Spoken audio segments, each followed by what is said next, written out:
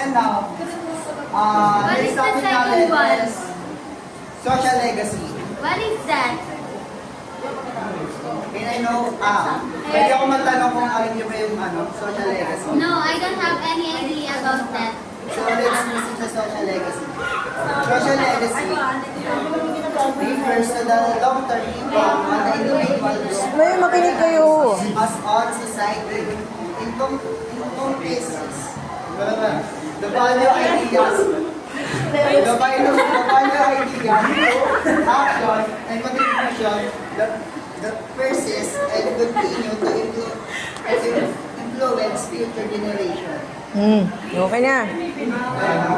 Ang social legacy ay ang marka na iniiwan natin sa mundo mga positibong aksyon na nagpapabuti sa buhay ng iba. Ito ang mga gawain ng patuloy sa pagkakaisa at pagkakaroon at pagmamalasakit sa kapwa na siyang magiging pamanan natin sa buhay.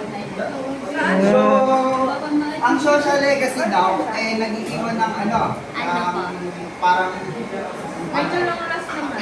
example, si Pangulong Duterte, nag-iwan ng legacy sa atin. Correct. Na natin minahal ito. Kasi social yun. What is legacy? What is the legacy of Example of legacy. An example of legacy is teaching a child Yan na.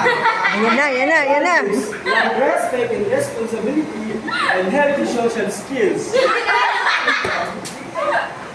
Setting healthy boundaries for relationship with others such as family members, peers, and authority figures. Ito naman yung mga example ng tuturuan ng nasa sa inyong mga anak. Ay, see.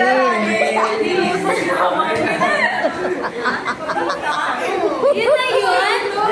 Sa Ayala, Manila. Yun na